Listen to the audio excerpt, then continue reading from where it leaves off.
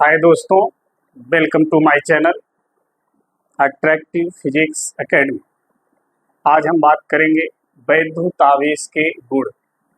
Class 12 physics का जो first chapter है वैद्युत आवेश तथा क्षेत्र, उसका पार्ट 1 हो चुका है।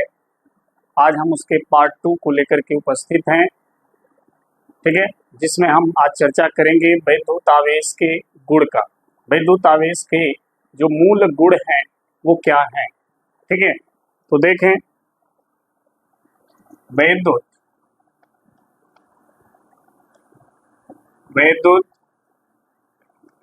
आवेश के मूल गुण। वैद्युत आवेश का जो फंडामेंटल प्रॉपर्टी है, आज हम उसी की चर्चा करेंगे। देखें, वैद्युत आवेश का जो मूल गुण है उसमें सबसे पहला जो मूल गुण है वो है आवेशों का योग। क्या है? आवेशों का योग। पहला है गुण जो है वो यही है, आवेशों का योग, ठीक है। ध्यान दें, आवेशों का योग क्या है। क्योंकि वैद्युत आवेश जो है अदिश राशि है, ठीक है, और आप सभी को पता होना चाहिए कि जो राशि अदिश राशि होती है उसे बीजगणित के नियम से जोड़ा एवं घटाया जाता है। जो राशि सदिश राशि होती है उसे सदिश विधि के नियम से जोड़ा और घटाया जाता है, ठीक है। क्योंकि हमारा जो वैद्युत आवेश है वो एक अदिश राशि है, तो उसे जब भी आप जोड़ेंगे या घटाएंगे तो बीजगणित के नियम से उसको जोड़ेंगे, घटाएंगे। बीजगणित का नियम क्या है? बीजगणित का नियम यह है कि अगर कोई राशि जिस चिन्ह के साथ है, धन के साथ है तो धन के साथ उसको जोड़ेंगे, ऋण के साथ है तो ऋण के साथ उसको जोड़ेंगे या घटाएंगे। मतलब उसके प्रॉपर चिन्ह के साथ ही आप उसको जोड़िएगा या घटाइएगा। यही बीजगणित का रूल कहता है। तो देखिए, आवेशों का योग क्या है। किसी भी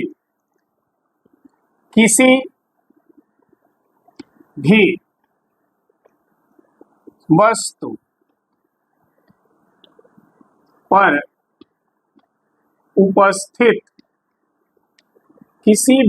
पर उपस्थित कुल आवेश,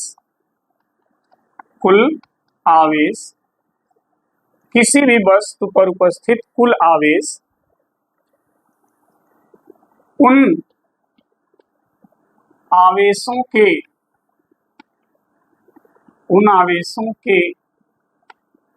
बीजगणितीय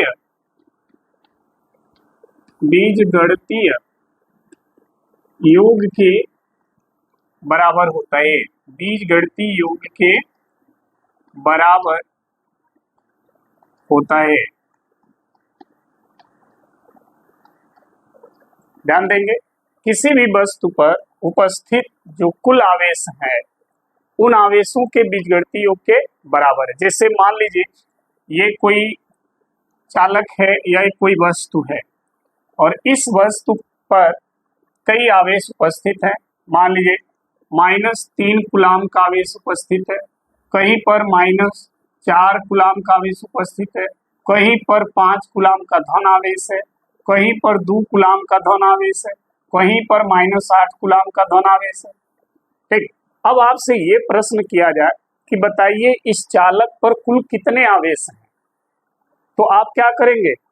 सभी को जोड़ेंगे बीजगणित के नियम के अनुसार। देखें, आवेशों का योग यही कहता है कि किसी भी वस्तु पर उपस्थित कुल आवेश, मान लीजिए एक वस्तु है, इस वस्तु पर ये जितने भी आवेश हैं इनका जो कुल आवेश होगा इन सभी आवेशों के बीजगणितीय योग के क्या होगा? बराबर होगा। तो देखें, कुल आवेश यानी Q बराबर क्या होगा? जो माइनस वाला उनको एक साथ पहले जोड़ लें, -3 कूलाम, -4 कूलाम और -8 कूलाम। फिर जो धन वाला उसको एक साथ लिख लें, +5 कूलाम +2 कूलाम, ये दोनों धन वाले हैं। अब देखिए, -3 कूलाम, -4 कूलाम, -8 कूलाम, देखिए चिन्ह तो माइनस रहेगा, अंक जुड़ जाएगा, तो 8 4 12 3 15, यानी कुल कितना आवेश हो गया? -15 कूलाम प्लस 5 कूलाम और 2 कूलाम कितना हो गया? 7 कूलाम। अब देखिए माइनस है, ये प्लस है, तो जो बड़ा होता है उसी का चिन्ह लगता है, और ये माइनस है प्लस है तो घटेगा। 15 में से 7 गया 8, कुल कितना कूलाम आवेश हो गया 8 कूलाम। यानी इस चालक पर कुल कितने आवेश हो गए -8 कूलाम। क्लियर। तो देखिए आवेशों का योग यही कहता है कि अगर कोई भी वस्तु का कुल आवेश आपको निकालना है तो उस पर जितने भी आवेश हैं सबको उनके चिन्ह के साथ ही क्या करिए, जोड़ लीजिए, फिर अगर घटाना है तो घटा लीजिए, जो रिजल्ट आएगा वही कुल आवेश हो जाएगा। ठीक है। तो वैद्युत आवेश का जो पहला मूल गुण है वो यही है, आवेशों का योग। ठीक है। मान लीजिए हमारे पास कोई ऐसे वस्तु है, हमने कहा इस पर -3 कूलाम आवेश है और यहाँ पर कह दिया 4 कूलाम धन आवेश है। आपसे हमने कहा बताओ इस चालक पर कुल कितने आवेश हैं, तो -3 + 4 घटाएंगे तो कितना आएगा 1 कूलाम धन आवेश, 1 कूलाम धन आवेश आएगा। ठीक है। तो ये ध्यान रखिएगा, आवेशों का जो योग है वो यही कहता है कि किसी भी वस्तु पर कुल आवेश जो होगा उन आवेशों के बीजगणितीय योग के क्या होगा, बराबर होगा। ठीक है। चलिए अब इसका दूसरा गुण क्या है उस पर चर्चा कर लेते हैं। ये तो इसका पहला गुण था, दूसरा गुण देख लें। आवेशों का जो दूसरा गुण है वो है आवेशों का क्वांटमीकरण। आवेशों का क्वांटमीकरण, ध्यान रखिएगा कि कई बार एग्जाम में आया भी है और इसका जो फॉर्मूला है वो बहुत इंपॉर्टेंट है। आवेशों का क्वांटमीकरण ये दूसरा मूल गुण है वैद्युत आवेश का। क्वांटमीकरण क्या कहता है, क्वांटमीकरण कहता है कि अगर किसी वस्तु पर आवेश है तो वह कुल आवेश इलेक्ट्रॉन के आवेश का क्या होता है, पूर्ण गुणज होता है। मतलब आवेश जो होगा वो हमेशा इलेक्ट्रॉन के पूर्ण गुणज के रूप में होगा। ठीक है। देखें पहले इसको लिख लेते हैं। किसी भी वस्तु पर उपस्थित कुल आवेश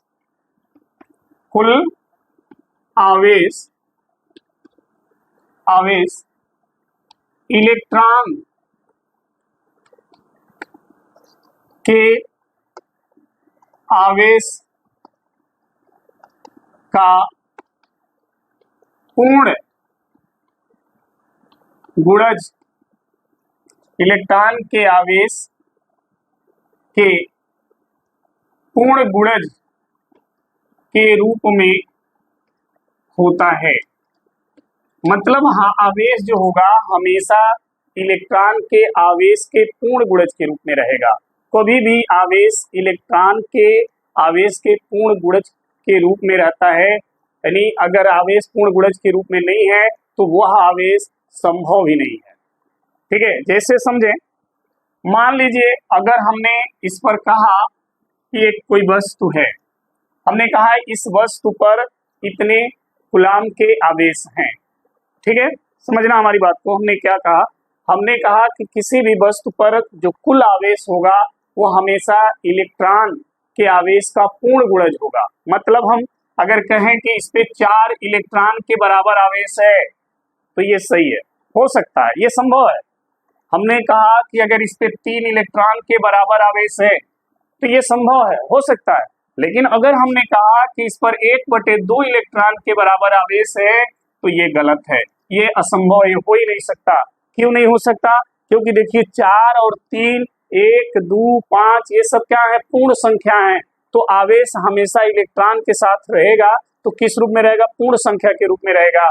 इस तरह से बटे में नहीं रहेगा, दशमलव में नहीं रहेगा, कहीं भी इस तरह आवेश आप नहीं लिखिएगा 0.5 इलेक्ट्रॉन आवेश, ऐसे नहीं लिख सकते आप, ये गलत है, ये हो ही नहीं सकता। आवेश या तो 1 इलेक्ट्रॉन के रूप में हो, या तो 2 इलेक्ट्रॉन के रूप में हो, या तो 3 इलेक्ट्रॉन के रूप में हो, या तो 4 इलेक्ट्रॉन के रूप में हो, या तो 5 इलेक्ट्रॉन के रूप में, ऐसे होगा, पूर्ण संख्या के रूप में होगा, कभी भी दशमलव या बटे के रूप में नहीं होता है। यही क्वांटमीकरण कहता है। किसी भी वस्तु पर जो आवेश है वो हमेशा इलेक्ट्रॉन के आवेश के पूर्ण संख्या गुणज के रूप में होता है। इसीलिए इसका फॉर्मूला जो बनाया गया वो था Q equal to N into E. Q equal to N into E, जहां पर आप देखेंगे जो N है, जहां पर N क्या है, एक पूर्ण संख्या है। क्या है? पूर्ण संख्या है। ठीक है, जहां N क्या है, पूर्ण संख्या है जिसे इलेक्ट्रॉनों की संख्या कहेंगे, और E क्या है, इलेक्ट्रॉन का आवेश है जिसका मान 1.6 गुणे 10 पे माइनस 19 घात कूलाम होता है। ये इलेक्ट्रॉन का मान होता है, और इसी मान में पूर्ण संख्या से आप गुणा करेंगे तो वही आवेश संभव होगा। अगर दशमलव वाली संख्या से E के मान में गुणा करेंगे तो वह आवेश जो है संभव नहीं होगा। ठीक है, तो ध्यान रखिएगा, किसी भी वस्तु पर या किसी भी चालक पर अगर कोई आवेश है तो वह आवेश हमेशा इलेक्ट्रॉन के आवेश के पूर्ण गुणज के रूप में होता है, जिसके लिए फॉर्मूला है Q equal to N E, जहां N क्या है, इलेक्ट्रॉनों की संख्या है, लेकिन वो संख्या किस रूप में है, पूर्ण संख्या के रूप में है, दशमलव या बटे के रूप में नहीं है। और E क्या है, इलेक्ट्रॉन का आवेश है जिसका मान इतना होता है। क्लियर हो गया? तो इसी को हम बोलते हैं आवेशों का क्वांटमीकरण। ठीक है, चलिए अब हम बात कर लें दूसरा, तीसरा जो इसका मूल गुण है उसकी चर्चा हम कर लेते हैं। तीसरा जो मूल गुण है वो है आवेशों का संरक्षण। ध्यान रखिएगा, तीसरा मूल गुण है आवेशों का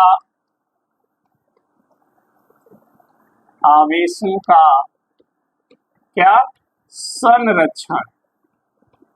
आवेशों का संरक्षण। देखें, आवेशों का संरक्षण क्या कहता है कि आवेश जो होता है न तो उत्पन्न होता है और न ही नष्ट होता है, ये केवल एक वस्तु से दूसरे वस्तु में क्या होता है, स्थानांतरित होता है। ठीक है, आवेश न उत्पन्न होगा न नष्ट होगा, ये केवल एक वस्तु से दूसरे वस्तु में क्या होगा, स्थानांतरित होता है। इसी को हम क्या कहते हैं, आवेशों का संरक्षण कहते हैं। जैसे हम लोग पढ़े हैं फर्स्ट ईयर वगैरह में, ऊर्जा का संरक्षण क्या है, ऊर्जा न तो उत्पन्न होता है न ही नष्ट होता है, केवल एक रूप से दूसरे रूप में ये परिवर्तित होता है।